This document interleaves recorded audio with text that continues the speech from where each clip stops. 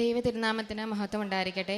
ആദ്യം തന്നെ എന്നെ ഈ തിരു അൾത്താരയുടെ മുമ്പിൽ അമ്മയുടെ പ്രത്യക്ഷീകരണത്തിന് സാക്ഷിയായി ഉയർത്തുവാൻ വേണ്ടി എൻ്റെ ജീവിതത്തിൽ തന്ന എല്ലാ അനുഗ്രഹങ്ങൾക്കും കൃപകൾക്കും പരിശുദ്ധ അമ്മയ്ക്ക്, കൃപാസന അമ്മയ്ക്കും ഈശോയ്ക്കും 1000 നന്ദി പറയുന്നു. എൻ്റെ പേര് നീനു മേരി ജോസഫ്. ഞാൻ പത്തനംതിട്ട കോന്നിയിൽ നിന്ന് വരുന്നു. ഞാൻ 2019 ആദ്യമായി കൃപാസനത്തിൽ വന്ന ഉടമ്പടി എടുക്കുന്നത്. അതിന് ഞാൻ ബികോം പഠിക്കുകയായിരുന്നു.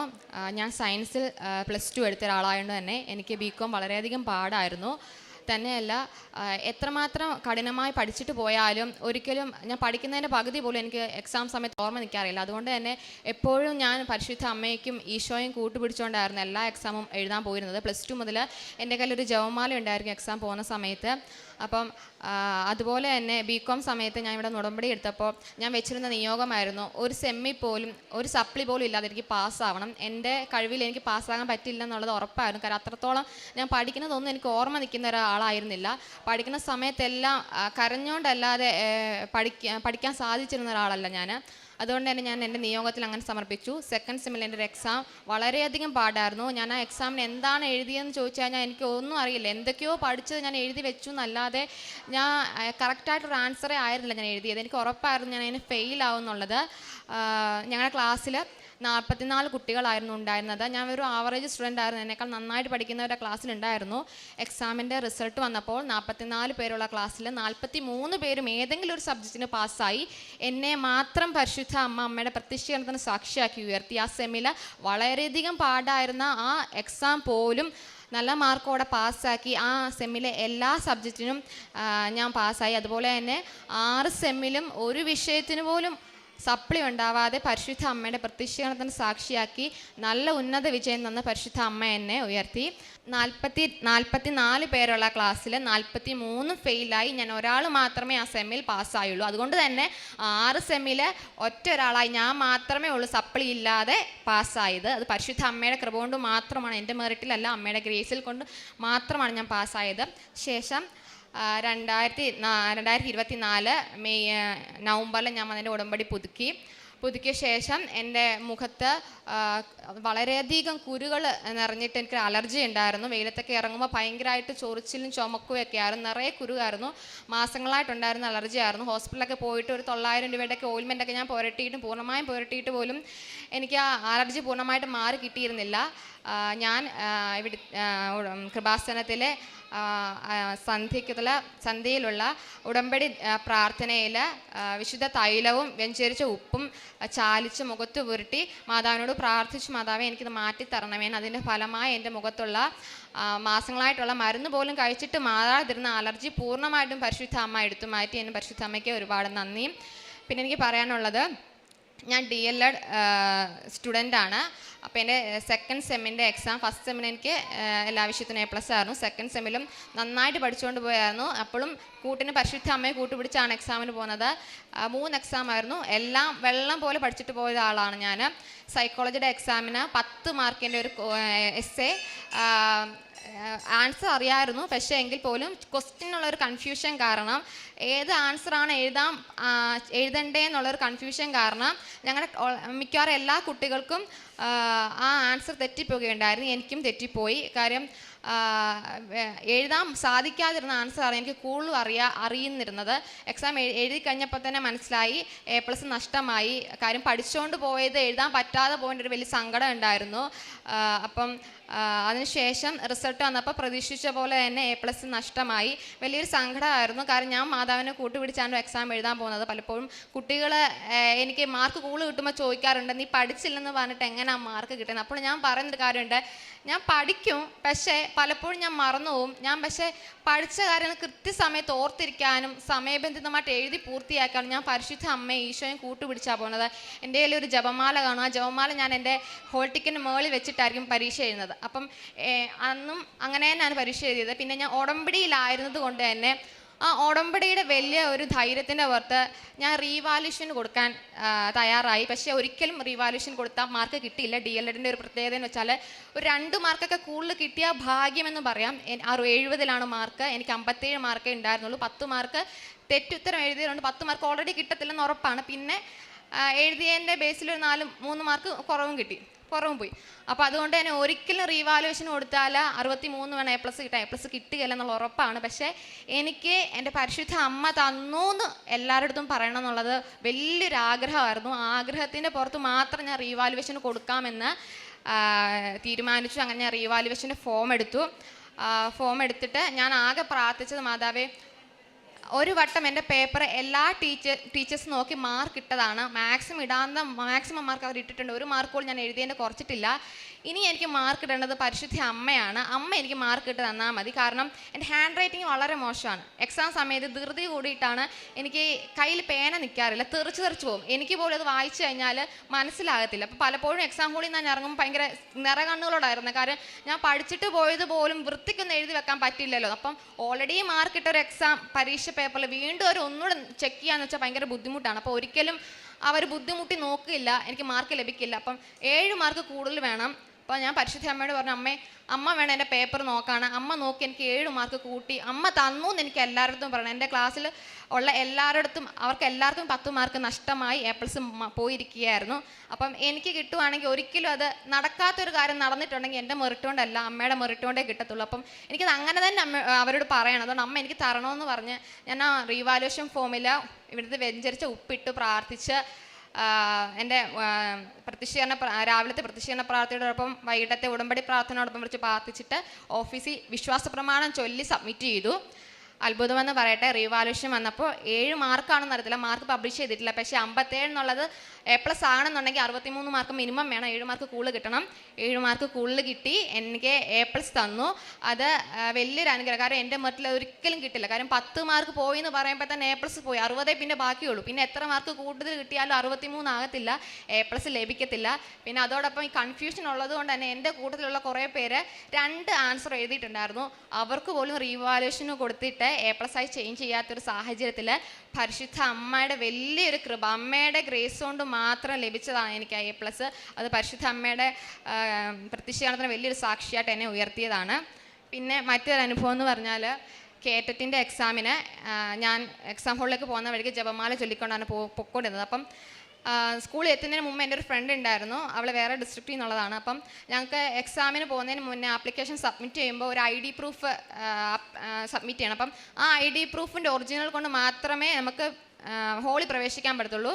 അപ്പോൾ അവൾക്ക് ആ ID പ്രൂഫ് ഇല്ലായിരുന്നു. അപ്പം അവൾ എന്നോട് പറഞ്ഞു, എൻ്റെ ID പ്രൂഫ് ഇല്ല, ഞാൻ എന്തിനാണ് വരുന്നതെന്ന് പോലും എനിക്ക് അറിയത്തില്ല, വെറുതെ ഞാൻ വരും, എനിക്ക് എക്സാം എഴുതാൻ പറ്റില്ല. കാരണം അതിന് മുന്നേ തന്നെ വിദ്യാഭ്യാസ ഓഫീസറിനോട് ചോദിച്ച പ്രകാരം ഒരിക്കലും എക്സാം എഴുതാൻ പറ്റത്തില്ല, അടുത്ത വട്ടത്തേക്ക് എക്സാം എഴുതിയാൽ മതിയെന്ന് പറഞ്ഞു. അപ്പോൾ ഉറപ്പാണ് ഇനി എഴുതാൻ പറ്റില്ലെന്ന് ഉറപ്പാണ്. പക്ഷേ അവിടെ ഈ സങ്കടം കണ്ടപ്പോൾ ഞാൻ ജപമാല ചൊല്ലിക്കൊണ്ടിരിക്കുക, ലുത്തിന് ചൊല്ലുന്ന സമയം. അപ്പം ഞാൻ അവളോട് എൻ്റെ കയ്യിൽ ഒരു കുഞ്ഞ് കാശ് രൂപയൊക്കെ കൊടുത്തിട്ട് ഞാൻ പറഞ്ഞു, നീ ഇത് പിടിച്ച് പ്രാർത്ഥിച്ച് ഉറപ്പായിട്ടും മാതാവ് അനുഗ്രഹിക്കും. കാരണം ഞാൻ ഈ ക്ലാസ് ഇരുന്ന സമയത്ത് കൂടുതൽ സമയം പരിശുദ്ധ അമ്മയെക്കുറിച്ചാണ് പറയാറുള്ളത്. അപ്പോൾ ഇതെല്ലാം ഇവർ കേൾക്കുന്നവരാണ്. അപ്പം ഞാൻ എൻ്റെ വിശ്വാസത്തിൽ, ഞാൻ ഉടമ്പടി എടുത്തിട്ടാണെന്നുള്ള വിശ്വാസത്തിൽ ഞാൻ ആ കാശ് രൂപ അവിടെ കൊടുത്തിട്ട് പറഞ്ഞു, ഉറപ്പായിട്ടും മുറുകെ പിടിച്ചോ, മാതാവ് ഉറപ്പായിട്ട് എക്സാം എഴുതിക്കുമെന്ന് പറഞ്ഞു. അതിനുശേഷം ഞാൻ അവൾക്ക് വേണ്ടി വിശ്വാസ പ്രമാണവും പ്രതിഷ്ഠീകരണ പ്രാർത്ഥനയും ചൊല്ലി ബസ്സിൽ പോകുന്നവർ ചൊല്ലിക്കൊടുന്നു. അവിടെ ചെന്ന് അവൾ ഓഫീസിൽ പോകുന്ന സമയത്ത് അവൾ കാശ് രൂപ മുറുകെ പിടിച്ചു. ഞാൻ പുറത്തുനിന്ന് പ്രതിഷ്ഠീകരണ പ്രാർത്ഥന, ഞാൻ എക്സാം ഹോളിൽ കയറുന്നതിന് മുന്നേ എനിക്ക് വേണ്ടിയും അവൾക്ക് വേണ്ടിയും ചൊല്ലി പ്രാർത്ഥിച്ചു.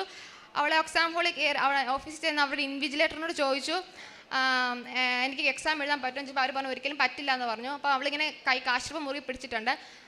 അപ്പോൾ പെട്ടെന്ന് വെളിയിൽ നിന്നൊരു ഓഫീസർ, ആരാന്നറിയില്ല, പെട്ടെന്ന് ഒരു സാറ് കയറി വന്നിട്ട് അവളോട് ചോദിച്ചു എന്താ പ്രശ്നം ചോദിച്ചു. അവൾ കാര്യം പറഞ്ഞപ്പോൾ അവളോട് സാറ് പറഞ്ഞത് ഒരു പ്രശ്നവും ഇല്ല, 2 എക്സാമാണ്, കേറ്ററ്റ് 1ഉം കേറ്ററ്റ് 2ഉം രാവിലെ ഉച്ചയ്ക്കുമായിട്ട് 2 എക്സാം എഴുതിക്കോളാൻ പറഞ്ഞു. പെട്ടെന്ന് അവൾ വെളിയിലേക്ക് ഇറങ്ങി വന്നിട്ട് കാശ് രൂപ മുറുക്കി പിടിച്ചിട്ട് എന്നോട് പറഞ്ഞൊരു കാര്യമാണ്, അത് മാതാവാണ് ഇത് സാധിച്ചത്, ഇല്ലാതെ എനിക്ക് ഒരിക്കലും ഇത് എഴുതാൻ പറ്റില്ല എന്നുള്ളത്.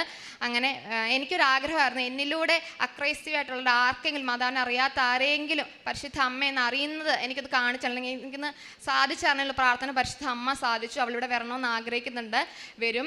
പിന്നെ വേറെ പറയാനുള്ളൊരു കാര്യം, TTCക്ക് ടീച്ചിങ് പ്രാക്ടീസിന് മുന്നേ നമ്മളൊരു സബ്ജക്റ്റ് ക്രിറ്റിസിസം ക്ലാസ് എടുത്ത് കാണിക്കണം. അപ്പോൾ എനിക്ക് കിട്ടിയത് സോഷ്യലായിരുന്നു. എനിക്ക് നല്ല ടഫുള്ളൊരു സബ്ജക്റ്റാണ്. അപ്പം സാധാരണ ഞാൻ പ്രിപ്പയർ ആയിട്ടൊക്കെ പോവും, കോൺഫിഡൻ്റ് ആയിട്ടൊക്കെ പോവും. പക്ഷേ അന്ന് ഞാൻ ഒട്ടും പ്രിപ്പയർഡ് ആയിരുന്നില്ല, എനിക്ക് സമയം കിട്ടിയില്ല. തന്നെ എനിക്ക് ഒട്ടും അറിയില്ലായിരുന്നു, ഗ്രാഹ്യം അത്രത്തോളം കുറവായിരുന്നു. അപ്പം എനിക്ക് ഭയങ്കര ടെൻഷനായിരുന്നു. ഞാൻ ജസ്റ്റ് ടീച്ചിങ് മാനുവൽ എഴുതണം ആദ്യം, അതിന് മുന്നേ നമ്മൾ ക്ലാസ് എടുക്കുന്ന കാര്യങ്ങളൊക്കെ അതൊക്കെ എഴുതി ഒന്ന് വായിച്ച് നോക്കിയതേ ഉള്ളൂ. പിറ്റേന്ന് പോവുകയാണ്, നല്ല ദേഷ്യമുള്ളൊരു ടീച്ചറാണ്. അപ്പം വീണ്ടും റീറൈറ്റ് ചെയ്യും, വീണ്ടും ക്ലാസ് എടുക്കാൻ പറയും. അതൊക്കെ ഭയങ്കര ബുദ്ധിമുട്ടാണ്. അപ്പം ഞാൻ പരിശുദ്ധ അമ്മയോട് പറഞ്ഞൊരു കാര്യം ഇതാണ്: പരിശുദ്ധ അമ്മേ, നീ എനിക്ക് വേണ്ടി പോയി ക്ലാസ് എടുക്കണം, എനിക്ക് ഒന്നും അറിയത്തില്ല, ഞാൻ നിന്നെ കൂട്ടുപിടിച്ചാണ് പോകുന്നത്, നീ എനിക്ക് വേണ്ടി പോയി ക്ലാസ് എടുക്കണമെന്ന് പറഞ്ഞു. എല്ലാ ദിവസവും ഇല്ലാത്തപ്പോഴത്തെ വലിയ ടെൻഷൻ, കോൺഫിഡൻസ് ഒട്ടും ഇല്ലാതെ ഞാൻ പോയത്. അങ്ങനെ ഞാൻ അവിടെ പോയി നിന്നു. ഞാൻ നിന്നെന്നുള്ളതല്ലാതെ ഞാൻ പ്രിപ്പയർ ചെയ്യാത്ത, ഞാൻ എത്രത്തോളം മനോഹരമായിട്ട് അതിന് മുന്നേ ഞാൻ ക്ലാസ് എടുത്ത ഒരാളാണ്, പക്ഷേ അതിനേക്കാളൊക്കെ ഒത്തിരി മനോഹരമായിട്ട് രീതിയിൽ അന്ന് എനിക്ക് ക്ലാസ് എടുത്ത് അവതരിപ്പിക്കാൻ പറ്റി. അന്ന് അവിടെ നിന്ന് ആ ടീച്ചർ വാലുവേറ്റ് ചെയ്ത് ടീച്ചർ പറഞ്ഞത്, ഈ ക്ലാസ് കണ്ട് പഠിക്കണമെന്ന് മറ്റു കുട്ടികളോട് പറയാനുള്ളൊരിടയായി. അത് ഞാൻ ക്ലാസ് എടുത്തതുകൊണ്ടല്ല, പരിശുദ്ധ അമ്മ അവിടെ വന്ന് നിന്ന് ക്ലാസ് എടുത്തുകൊണ്ടാണെന്നുള്ളത് ഉറപ്പായ ഒരു കാര്യമാണ്. പിന്നീട് എനിക്ക് കിട്ടിയ അനുഗ്രഹം എന്ന് വെച്ചാൽ, എൻ്റെ നിയോഗത്തിൽ ഞാൻ പറഞ്ഞിട്ടുള്ളൊരു കാര്യമായിരുന്നു, എനിക്ക് പരിശുദ്ധ അമ്മയുടെ ഒരു കൃപ നൽകണം എന്നുള്ളത്. ഞാൻ പണ്ട് മുതൽ മരിയ ഭക്തിയാണ്, പക്ഷേ ഇത്ര ആഴത്തിൽ എനിക്ക് മാതാവിനോട് അടുപ്പുണ്ടായിരുന്നില്ല. എന്നാലും എല്ലാ ഞായറാഴ്ചകളും വിശുദ്ധ കുർബാന ഞാൻ പങ്കെടുക്കുന്ന ഒരാളാണ്. ഒരിക്കലും ഞാൻ മുടക്കിയിട്ടില്ലെങ്കിൽ, മുടക്കുന്നത് ഭയങ്കര സങ്കടമുള്ളൊരു കൂട്ടത്തിലാണെങ്കിലും ഞായറാഴ്ചകളിലായിരുന്നു ഞാൻ കുർബാനയ്ക്ക് പൊയ്ക്കൊണ്ടിരുന്നത്.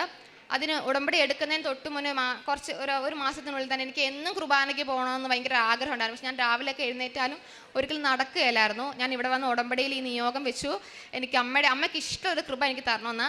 അതിൽ പിന്നെ ഡിസംബർ 8-ാം തീയതി മുതൽ ഇന്ന് ഈ നിമിഷം വരെയും എല്ലാ പരിശുദ്ധ കുർബാനയിലും പങ്കെടുക്കാനുള്ള വലിയൊരു കൃപ പരിശുദ്ധ അമ്മ എനിക്ക് തന്നു.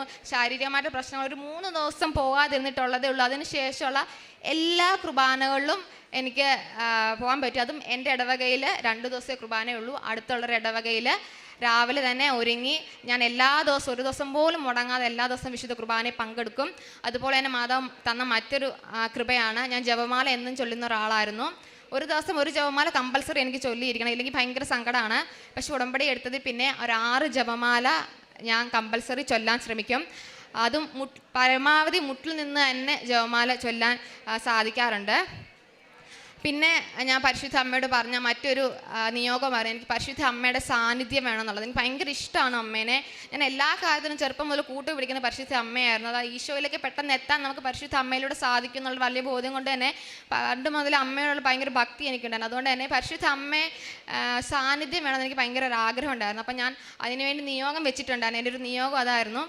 അതിലൂടെ ഇവിടുത്തെ പ്രത്യക്ഷീകരണത്തിൻ്റെയും ഉടമ്പടിയുടെയും തിരികൾ കത്തിക്കുമ്പോൾ ഒരു 20ഓളം അടയാളങ്ങൾ പരിശുദ്ധ അമ്മ എനിക്ക് തന്നിട്ടുണ്ട്. അതൊരു ഹേർട്ടായിട്ടും റോസാപ്പൂവ്, ഫ്ലവർ, അങ്ങനെ ഒരു 20ഓളം അടയാളം, 20ഓളം ഫോട്ടോ എൻ്റെ കയ്യിലുണ്ട്. 23-25ഓളം അടയാളങ്ങൾ എനിക്ക് തന്നിട്ടുണ്ട്. ആദ്യമായിട്ട് ലഭിച്ചത് ഒരു ഹേർട്ടായിരുന്നു. അപ്പോൾ എനിക്കത് അറിയില്ലായിരുന്നു, ഇത് പരിശുദ്ധ അമ്മയുടെ സാന്നിധ്യമാണ്, എനിക്ക് ഡൗട്ടായിരുന്നു. അപ്പോൾ ഞാൻ ഇതുപോലെ മാതാവിനോട് പ്രാർത്ഥിച്ചു, മാതാവേ ഇത് അമ്മ തന്ന അടയാളമാണെന്നുണ്ടെങ്കിൽ എനിക്കൊന്ന് പറഞ്ഞു തരണമെന്ന് പറഞ്ഞു. അതിനുശേഷം ഞാൻ ഒരു സാക്ഷ്യം പറഞ്ഞ് തൊട്ട് ശേഷം സാക്ഷ്യം കണ്ടപ്പോൾ ആ സാക്ഷ്യത്തിലുള്ളൊരു ചേച്ചി പറയുന്നത് ഇതുപോലെ തന്നെയാണ്, എനിക്ക് പരിശുദ്ധ അമ്മയുടെ സാന്നിധ്യമായിട്ടൊരു ഹേർട്ട് മെഴുകുതിരി കാണാൻ സാധിച്ചു. അതുപോലെ തന്നെ അപ്പം ഞാനും ഉറപ്പിച്ചു പരിശുദ്ധ അമ്മ എനിക്ക് എന്ന സാന്നിധ്യം. അതുപോലെ 20ഓളം അടയാളം എനിക്ക് കിട്ടിയിട്ടുണ്ട്. അതുപോലെ തന്നെ പലരും മെഴുകുതിരിയിൽ പരിശുദ്ധ അമ്മയെ കണ്ടെന്ന് പറയുമ്പോൾ ഞാനും പ്രാർത്ഥിച്ചിരുന്നു. ഞാൻ എൻ്റെ നീല മെഴുകുതിരിയും പച്ച മെഴുകുതിരി ഒരു സ്റ്റാൻഡിലാണ് കത്തിച്ച് വെച്ചുകൊണ്ടിരുന്നത്.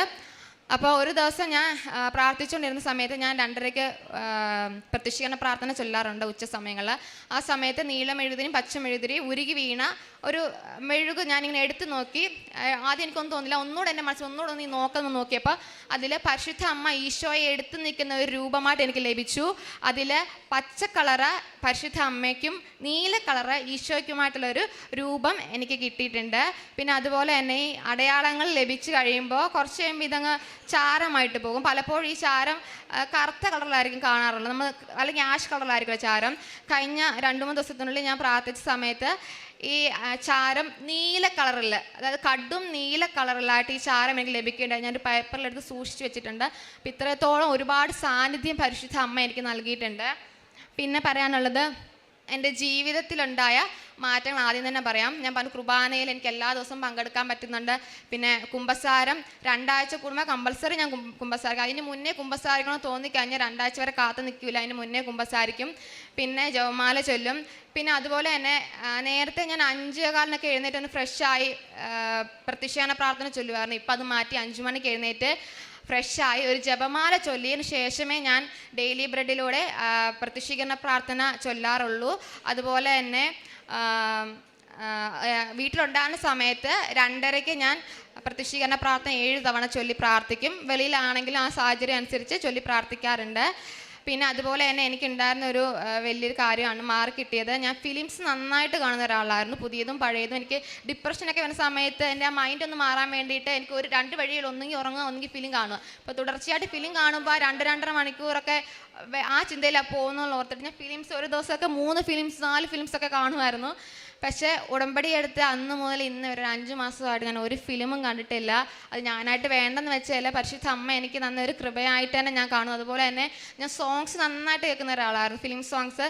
രാത്രി കിടക്കുന്ന സമയത്തൊക്കെ പാട്ട് കേട്ടിട്ട് കിടന്നുറങ്ങുക, നോട്ട് എഴുതുന്ന സമയത്ത് പാട്ട് കേൾക്കാന്നുണ്ടായിരുന്നു. ഉടമ്പടി എടുത്ത് അന്ന് മുതൽ ഇന്ന് വരെ ഫിലിം സോങ്സിന് പകരം ഞാൻ കേൾക്കുന്നത് ഇവിടുത്തെ സാക്ഷ്യമാണ്. അത് TTCക്ക് പോകുന്നവർക്കറിയാം, ഞാനൊക്കെ രാവിലെ ഒരു 7 മണി 8 മണിക്ക് എഴുതാനിരുന്ന് കഴിഞ്ഞാൽ രാത്രി 1 മണി 2 മണി വരെ ഇരുന്ന് എഴുതും. കണ്ടിന്യൂസ് എഴുത്തായിരിക്കും. അപ്പോൾ ഈ കണ്ടിന്യൂസ് വരെ ഞാൻ രാവിലെ സാക്ഷ്യം കേൾക്കാൻ തുടങ്ങിയാൽ ഞാൻ എപ്പോഴാണോ ഉറങ്ങുന്നത് ആ സമയം വരെ കണ്ടിന്യൂസ് സാക്ഷ്യം കേൾക്കും. ഞാൻ പൂർണ്ണമായിട്ട് ഈ 5 മാസമായിട്ട് ഫിലിം സോങ് കേൾക്കുകയോ പാടുകയോ ഒന്നും ചെയ്തിട്ടില്ല. അതൊന്നും ഞാനായിട്ട് വേണ്ടെന്ന് വെച്ചല്ല, എനിക്ക് ആ ഇൻട്രസ്റ്റ് പരിശുദ്ധ അമ്മ എടുത്ത് മാറ്റിയിട്ട് കൂടുതൽ ആ സമയം കൂടെ ഒന്നെങ്കിൽ അച്ഛൻ്റെ ധ്യാനം കേൾക്കാലോ അല്ലെങ്കിൽ സാക്ഷ്യം കേൾക്കാലോ എന്നുള്ളൊരു ആഗ്രഹമാണ് ഉള്ളിലുള്ളത്. പിന്നുള്ളത് ഞാൻ ചെയ്ത പ്രേക്ഷിത പ്രവർത്തനം കാരുണ്യ പ്രവൃത്തി എന്ന് പറയുന്നത് ഞാൻ ചെയ്തു എന്ന് പറയാനുള്ള ധൈര്യം എനിക്കില്ല. കാര്യം ഞാൻ ചെയ്തിട്ടുണ്ടെങ്കിൽ അത് പരിശുദ്ധ അമ്മ എനിക്ക് ചെയ്യിപ്പിച്ചതാണെന്ന് ഞാൻ പറയത്തുള്ളൂ. അതിനുള്ള സാഹചര്യങ്ങൾ എനിക്ക് ഒരുക്കി തരും, ഞാനത് ചെയ്യുന്നുള്ളതേ ഉള്ളൂ. പ്രേക്ഷിത പ്രവർത്തനമായിട്ട് ഞാൻ ഇവിടുന്ന് എല്ലാ മാസവും ഇവിടെ വരും, പത്രം വായിക്കും, അത് വിതരണം ചെയ്യും. വിതരണം ചെയ്യുന്നത് കൂടുതലും അക്രൈസ്തവർക്കാർക്ക് ഉള്ളവർക്കായിരിക്കും ചെയ്യുക, അതെനിക്ക് നിർബന്ധമാണ്. പിന്നെ ഒന്ന് താമസിച്ചാൽ എനിക്ക് ഭയങ്കര സങ്കടമാണ്. കാര്യം ഞാൻ എന്തെങ്കിലും ഉടമ്പടിയിൽ പുറകോട്ട് പോകുന്നുണ്ടോ എന്നുള്ളൊരു കുറ്റബോധമായിട്ട് എനിക്ക് പലപ്പോഴും തോന്നാറുണ്ട്. അതിന് പകരമായിട്ട് ഞാൻ തന്നെ ഒരു പ്രായശ്ചിത്തം പോലെ അതിൽ പ്രത്യക്ഷീകരണ പ്രാർത്ഥന എൻ്റെ കൈ കൊണ്ട് തന്നെ എഴുതും. ഒരു തെറ്റുണ്ടായെങ്കിൽ അവസാനം ഒരു ലാസ്റ്റ് വരി പോലെ ഒരു തെറ്റുണ്ടെങ്കിൽ വീണ്ടും ഒന്നേന്ന് തുടങ്ങി എഴുതി പ്രത്യക്ഷീകരണ പ്രാർത്ഥന പത്രത്തിലോടൊപ്പം ചേർത്താണ് ഞാൻ കൊടുക്കാറുള്ളത്. പിന്നെ എൻ്റെ സ്കൂളിൽ നിന്ന് ടൂർ പോകുന്ന ഭാഗമായിട്ട് ഞാൻ ഇവിടുന്ന് തമിഴ് പത്രങ്ങൾ വാങ്ങിച്ച് വിതരണം ചെയ്തിട്ടുണ്ട്. പിന്നെ ഞാൻ കാറ്റഗിസം പഠിപ്പിക്കാറുണ്ട്. അപ്പോൾ ആ കുട്ടികൾക്കും ഇന്നിവിടെ പറഞ്ഞതുപോലെ തന്നെ എനിക്ക് കിട്ടിയ അനുഭവങ്ങൾ മണിക്കൂറുകളോളം അവരുടെ മുന്നിൽ നിന്ന് സാക്ഷ്യം പറയാൻ ശ്രമിച്ചിട്ടുണ്ട്. പിന്നെ എൻ്റെ കൂട്ടുകാരോട് ഞാൻ പറയും, അത് 5-10 മിനിറ്റ് അല്ല, പരിശുദ്ധ അമ്മയെക്കുറിച്ച് പറയാൻ തുടങ്ങിക്കഴിഞ്ഞാൽ ഞാൻ നിർത്താറേ ഇല്ല, പറഞ്ഞുകൊണ്ടേ ഇരിക്കും. എന്നോട് എല്ലാവരും ചോദിക്കും, നീ ഇത്രമാത്രം സംസാരിക്കും, ഇതെന്താ നോൺ സ്റ്റോപ്പായിട്ട് സംസാരിക്കണം. അത്രത്തോളം വാതോരാതെ ഞാൻ സംസാരിക്കും, അത് മണിക്കൂറുകളോളം സംസാരിക്കും. പിന്നെ കാരുണ്യ പ്രവൃത്തിയാണ് ഞാൻ ചെയ്യുന്നത്. സത്യം പറഞ്ഞു കഴിഞ്ഞാൽ എനിക്ക് ഭൗതികമായി കിട്ടിയ അനുഗ്രഹങ്ങളെക്കാളും ഉപരിയായിട്ട് കാരുണ്യ പ്രവൃത്തിയും പ്രേക്ഷിത പ്രവർത്തനമാണ് പരിശുദ്ധ അമ്മയുടെ പ്രത്യക്ഷീകരണ സാക്ഷിയായിട്ട് എന്നെ ഉയർത്തിയത്. എൻ്റെ കാരുണ്യ പ്രവൃത്തിയും ഒരു സാക്ഷ്യമായിട്ട് തന്നെ പറയണം. കാര്യം എനിക്ക് ടീച്ചിങ് പ്രാക്ടീസിന് കിട്ടിയത് എനിക്ക് ഒട്ടും പോകാൻ സാധ്യമല്ലാത്ത കുറച്ച് ദൂരമുള്ളൊരു സ്കൂളായിരുന്നു. അപ്പം എനിക്കൊട്ടും താല്പര്യമില്ല അവിടെ പോകാൻ. അതിന് കുറച്ചുകൂടെ അടുത്ത് എനിക്കൊരു സ്കൂള് ഉണ്ടായിരുന്നു. അപ്പം മാതാവിനോട് ഞാൻ ചോദിച്ചു, മാതാവ് ഇത് എനിക്ക് നീ തന്നതാണെങ്കിൽ ഞാൻ പോകത്തുള്ളൂ, ഇല്ലെങ്കിൽ ഞാൻ ഒന്നുകൂടെ ടീച്ചറിനോട് ചോദിക്കാം, ടീച്ചർ മാറ്റി തരുന്നില്ലെങ്കിൽ നീ തന്നതാണെന്ന് തന്നെ വിശ്വസിക്കുമെന്ന് പറഞ്ഞു. അങ്ങനെ ഞാൻ ഒന്നുകൂടെ പോയി ചോദിച്ചു, ടീച്ചർ എനിക്ക് മാറ്റി തരുമെന്ന് ചോദിച്ചു, തരില്ല എന്ന് പറഞ്ഞു. അപ്പം ഞാൻ വിശ്വസിച്ചു, ഓക്കെ മാതാവ് തന്നെയാണെന്ന് വിശ്വസിച്ചു. ഞാൻ സ്നേഹത്തോടെ തന്നെ അവിടെ പോയി. അവിടെ പോകുമ്പോൾ ഞാൻ എൻ്റെ മനസ്സിൽ ചോദിക്കും, ഇതിൻ്റെ പിന്നിലുള്ള പദ്ധതി എന്താണെന്ന് ചോദിക്കും. അപ്പോൾ കാരുണ്യപ്രവൃത്തി ചെയ്യുന്ന ആദ്യ സമയത്ത് തന്നെ എനിക്കൊരു ആഗ്രഹം ഉണ്ടായിരുന്നു, എനിക്കിഷ്ടമുള്ളൊരു അമ്മമാരുടെ വൃദ്ധസദനമുണ്ട്, അവിടെ പോയി കാരുണ്യപ്രവൃത്തി ചെയ്യണമെന്ന്. പക്ഷേ അവിടെ പോകാനുള്ളൊരു ബുദ്ധിമുട്ട് കാരണം, യാത്രാ സൗകര്യം കുറവ് കാരണം എനിക്ക് പോകാൻ സാധിച്ചിരുന്നില്ല. അപ്പോൾ അതിന് പകരം ഞാൻ വേറെ സ്ഥലത്ത് പോയി ചെയ്തിരുന്നു. അപ്പം ഞാൻ ആ സ്കൂളിൽ പോയപ്പം ആ സ്കൂളും ഞാൻ പോകാൻ ആഗ്രഹിച്ച ആ സ്ഥാപനവും തമ്മിൽ ഒരു മതിലിൻ്റെ വ്യത്യാസമുള്ളൂ. എനിക്ക് എൻ്റെ ക്ലാസ്സിൽ നിന്ന് കഴിഞ്ഞാൽ ആ സ്കൂൾ അമ്മമാരുടെ ആ സ്ഥാപനം കാണാൻ പറ്റും. പക്ഷെ ഞാൻ അവിടെ പോയൊന്നുമില്ല, ഞാൻ ഓർത്തുപോലും ഇല്ല. അപ്പം ഞാൻ ഒരു ദിവസം കുട്ടികളെ പഠിപ്പിച്ച് കഴിഞ്ഞ ശേഷം ആ മതിലിലൂടെ ഇടയ്ക്ക് ഇങ്ങനെ എത്തി നോക്കും, അവിടെ ആരെങ്കിലും ഉണ്ടോയെന്ന്. അപ്പോൾ എത്തി നോക്കുന്ന സമയത്ത് അവിടെ ഒരു ഗ്രോട്ടോ ഉണ്ടായിരുന്നു. ആ ഗ്രോട്ടോയുടെ ഒരു ഭാഗം ഇങ്ങനെ ഇളകി കിടക്കുക, ചെറിയൊരു മൈന്യൂട്ടായിട്ടൊരു ചെറിയൊരു ഭാഗം അടർന്ന് കിടക്കുക. അതിലൂടെ ഞാൻ കാണുന്നത് പരിശുദ്ധ അമ്മയുടെ ഒരു സൈഡാണ്. അപ്പോൾ എനിക്ക് ഭയങ്കര സന്തോഷം. കാരണം ഒരു 50 മീറ്റർ അല്ലെങ്കിൽ 100 മീറ്റർ അടുത്ത് പരിശുദ്ധ അമ്മ എനിക്കുണ്ട്. അപ്പം എനിക്ക് പൂർണ്ണമായിട്ട് മനസ്സിലായി അമ്മ തന്നെ തന്ന സ്കൂളാണെന്നുള്ളത്. അപ്പം ഞാൻ മാതാവിനോട് നന്ദി പറഞ്ഞു. എനിക്ക് ഭയങ്കര സന്തോഷം അമ്മ എൻ്റെ അടുത്തുണ്ടല്ലോ എന്ന്. ഞാൻ വൈകിട്ട് വീട്ടിൽ ചെന്നിട്ട് ഫ്രഷ് ആയിട്ടൊരു ജപമാല ചൊല്ലുന്ന പതിവുണ്ട് സ്കൂളിൽ നിന്ന് പോയിട്ട്. അപ്പം ഞാൻ അന്ന് ചൊല്ലിയ സമയത്ത് എൻ്റെ മനസ്സിലിങ്ങനെ തോന്നി, ഇങ്ങനെ ആരോ പറയുന്നത് തോന്നി, നീ ആഗ്രഹിച്ചത് അവിടെ പോയി കാരുണ്യപ്രവൃത്തി ചെയ്യണമെന്നല്ലേ, പിന്നെ എന്താ നീ അവിടെ പോകാതെ എന്നുള്ളത്. അത് ഭയങ്കര വലിയൊരു ബോധ്യമായിരുന്നു എനിക്ക്. പിറ്റേ ദിവസം തന്നെ ഞാൻ അവിടെ ചെന്നു. അവിടെ ചെന്നിട്ട് അവിടുത്തെ മദറിനോട് ചോദിച്ചു, ഞാനിവിടെ വന്ന് കാരുണ്യപ്രവൃത്തി ചെയ്തോട്ടെ എന്ന് ചോദിച്ചു. എനിക്ക് അനുവാദം തന്നു. 45 ദിവസമാണ് ടീച്ചിങ് പ്രാക്ടീസ്. ആദ്യത്തെ ഒരു 20 ദിവസം എനിക്ക് പോകാൻ പറ്റിയില്ല. കാരണം ഞാൻ ഒരിക്കലും ഓർത്തില്ല എനിക്ക് ഇതിനുള്ള അവസരത്തിന് വേണ്ടിയിട്ടാണ് ഈ സ്കൂൾ തന്നെന്നുള്ളത്.